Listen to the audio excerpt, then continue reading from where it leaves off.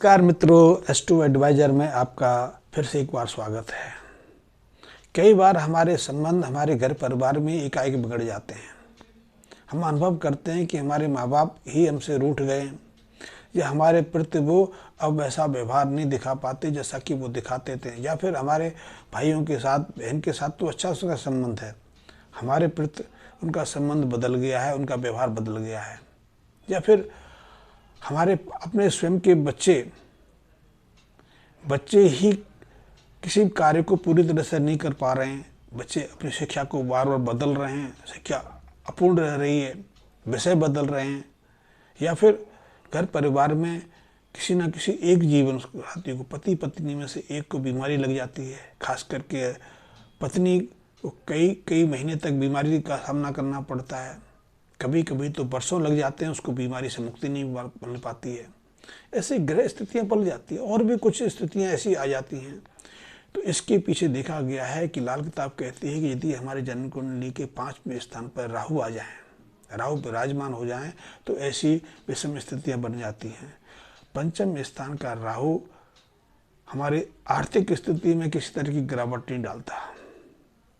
बच्चे भी सहजता से कुछ ना कुछ पढ़ ही लेते हैं, लेकिन अकारण उनकी या तो शिक्षा अधूरी रहने लगती है या फिर विषय को बदलने लगते हैं। कभी कहते हैं कि वो उनको इंजीनियरिंग करनी है तो जेई की तैयारी करने लगते हैं, फिर मेडिकल की तैयारी करते हैं, मेडिकल छोड़ के फिर कहते हैं कि वो बीएमएससी कर लेंगे, बीडीएससी कर लेंगे, कुछ नहीं तो होम्योपैथी कर लेंगे। आजकल तो और भी बहुत सारी चीज़ें शुरू हो गई हैं। कुछ लोग गव्य सिद्ध बन जाते हैं, गव्य सिद्ध भी अपने को डॉक्टर कहते हैं।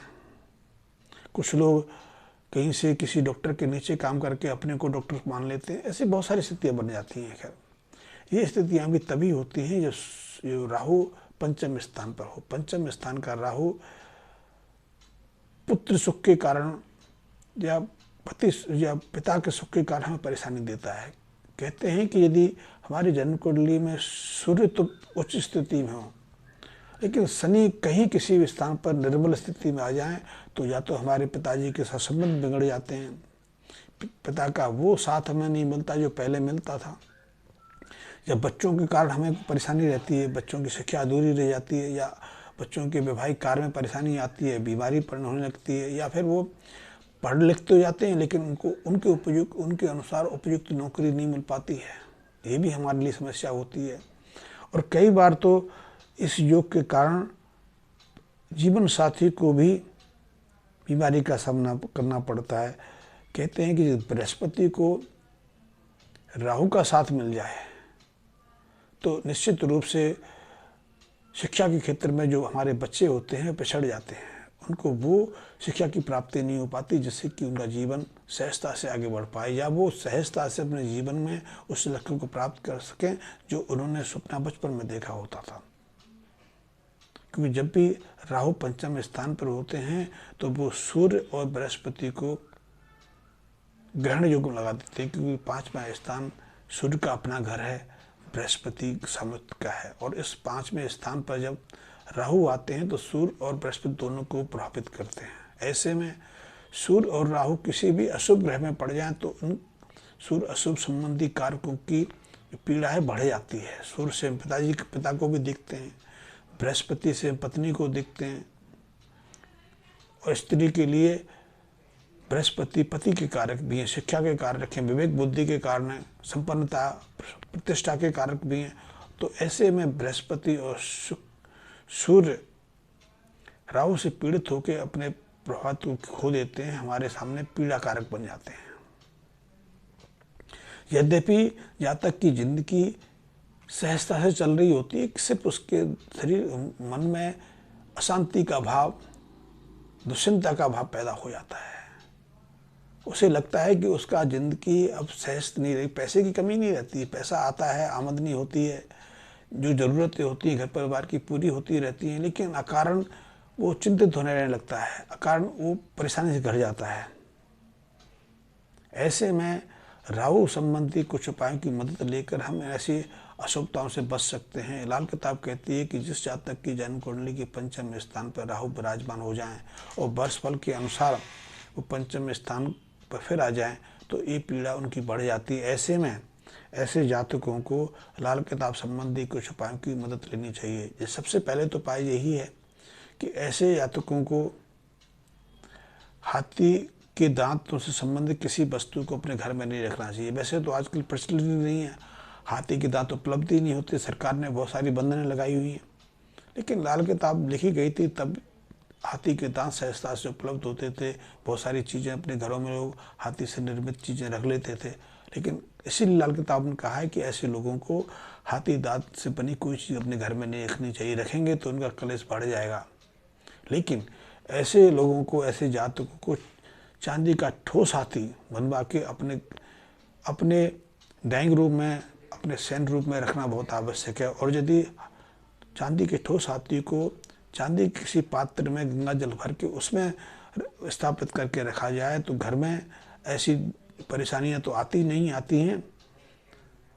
घर परिवार की संपन्नता और सौहार्दता से शांतिपूर्ण तरीके से भरा रहता है। ये बहुत महत्वपूर्ण उपाय है। हाथी, जीवंत हाथी हमें क्लेश देता है, कष्ट देता है, लेकिन चांदी से निर्मित हाथी हमारे जीवन में सुख शांति भरता है, समृद्धि भरता है। तो लाल किताब का ये उपाय है। यदि 5वें स्थान पर राहु विराजमान हो, यदि पत्नी बीमार रहती हो, क्योंकि बहुत बार देखा गया है कि 5वें स्थान का राहु पत्नी को भी पीड़ित कर देता है, पत्नी को रोगी कर देता है। तो ऐसे में 5 मूली पत्ते सहित, मूली जो पत्ते निकाल के 5 मूलियाँ पत्नी के सिरहाने रखें और प्रातःकाल उन्हें किसी मंदिर में दे के आएँ। इस उपाय को करने से 5 दिन कम से कम करें। वैसे इस उपाय को आप आगे बढ़ा सकते हैं और 43 दिन तक कर सकते हैं। 43 दिन करने के बाद पत्नी की जो स्वास्थ्य संबंधित समस्या है उसे निजात मिल जाती है, पत्नी स्वस्थ हो जाती है, पत्नी के व्यवहार बर्ताव में बदलाव आता है, वो शारीरिक निर्बलता, कमजोरी से बाहर आ जाती हैं। बीमारी तो उनके जीवन से चली जाती है। जो दवाइयाँ अभी तक काम नहीं कर रही होती हैं वो दवाइयाँ काम करने लगती हैं। इसके अलावा ऐसे व्यक्ति जिसकी 5म भाव में राहु विराजमान है, उन्हें बबूल की दातुन करनी चाहिए। बबूल की दातुन से राहु का अशुभ प्रभाव उनके जीवन से चला जाता है। ऐसे जातकों को जिनके 5म स्थान पर राहु विराजमान है, कम से कम दिन में 1 बार का भोजन रसोई घर में बैठ के करना चाहिए। लाल किताब में रसोई घर को राहु का कारक माना गया है और राहु के स्थान पर बैठ के जब भोजन करते हैं तो आपको राहु की अशुभता से बाहर आने में, मुक्त पाने में मदद मिलती है। इसके अलावा रात्रि को जब आप रसोई घर को बंद करते हैं, कि जैसे हमारे घर परिवार की स्त्रियां रात्रि को चौका बर्तन करके सोती हैं, ऐसे में घर की जो रसोई घर की जो आग है उसको दूध से बुझाना चाहिए। वैसे आजकल तो दूध से बुझा ही नहीं सकते कि हर घर में गैस आ गई है। तो इसका उपाय है कि जिस चूल्हे पर, जिस गैस पर आप रोटी बनाते हैं, उस चूल्हे को रात्रि जब सब काम हो जाए, रसोई घर आप बंद करने लगें, तो उस चूल्हे को आप दूध से धो के सोएं, दूध से साफ करके रखें। आप आग को तो दूध से नहीं बुझा सकते, लेकिन आप चूल्हे को तो दूध से साफ कर सकते हैं। तो चूल्हे को दूध से धो के और रात्रि को दोबारा यदि आपको आवश्यकता पड़ रही है तो कोशिश करें कि दोबारा से उस चूल्हे को दोबारा से ना सुलगाएं। इस उपाय से राहु की अशुभता हमारे जीवन में शांत हो जाती है। यदि बच्चों की पढ़ाई लिखाई में परेशानी आ रही है, बच्चों को अपनी पढ़ाई को, अपनी शिक्षा को बदलना पड़ रहा है, या उनकी शिक्षा अकारण साबित हो रही है, तो वो शिक्षा उनकी बहुत काम आने लगती है। उसी शिक्षा से उनको आगे का रास्ता दिखाई देने लगता है। तो ऐसे में रसोई घर के उस उपाय से उनको मदद मिलती है। इसके अलावा यदि पिता पुत्र के संबंध बिगड़ने लगे हैं, पिता पुत्र के संबंध में मतभेद आ गया है, तो ऐसे जातकों को पिता से संबंध सुधारने के लिए हर सोमवार को गुड़ और गेहूँ भुने हों तो अच्छा है, गुड़ और गेहूँ लाल मुंह वाले बंदरों को खिलाने चाहिए, या फिर गुड़ और गेहूँ के भुने गेहूँ के लड्डू बना के, जैसे गुड़ चावड़ी या कुछ ऐसा कहते थे, अभी तो दिमाग से निकल गया कि पहले तो बच्चों को स्कूलों में यही बांट पीते थे। हमने भी गणेश चतुर्दशी पर यही चीज़ बांटी और खाई है, लेकिन अब ये प्रश्न निकल गया। अब तो गुड़ गेहूं से हमने लड्डू बनाना ही छोड़ दिया, लेकिन ऐसे गुड़ गेहूं के लड्डू बच्चों को बांटने, स्वयं सेवन करने बहुत महत्वपूर्ण है। इससे हमारे जीवन में जो सूर्य की जो अशुभता है वो दूर होती है। सूर्य शुभ होंगे तो बुद्धि प्रवीण होगी, सही निर्णय ले पाएंगे। निर्णय नहीं ले पाएंगे, हम अपने जीवन को सुव्यवस्थित तरीके से आगे बढ़ा पाएंगे। यदि हम किसी नौकरी में तो प्रमोशन भी सहजता से मिल जाता है।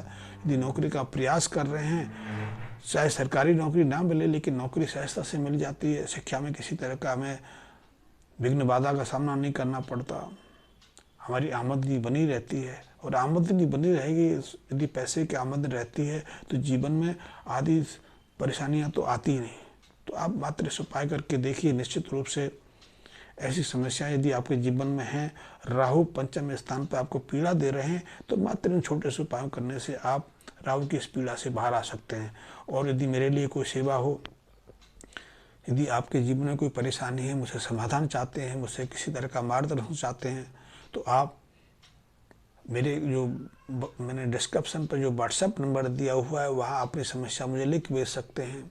वैसे मेरे मैसेज बॉक्स में भी कमेंट्स दे सकते हैं, लेकिन उससे समस्या का समाधान करने में मुझे कुछ समय लग जाता है, क्योंकि मैं हर रोज एक समस्या को लेता हूँ। आप मुझसे सीधी बात करना चाहते हो तो मेरा नंबर वह उस पर डिस्क्रिप्शन में दिया हुआ है। आप किसी भी दिन 3:30 बजे के बाद उस नंबर पर मुझे संपर्क कर सकते हैं और जहाँ कोशिश मैं करूँगा आपकी समस्या का निराकरण करना। मेरे लिए कोई आज्ञा हो तो मुझे अवश्य बताएं। धन्यवाद मित्रों।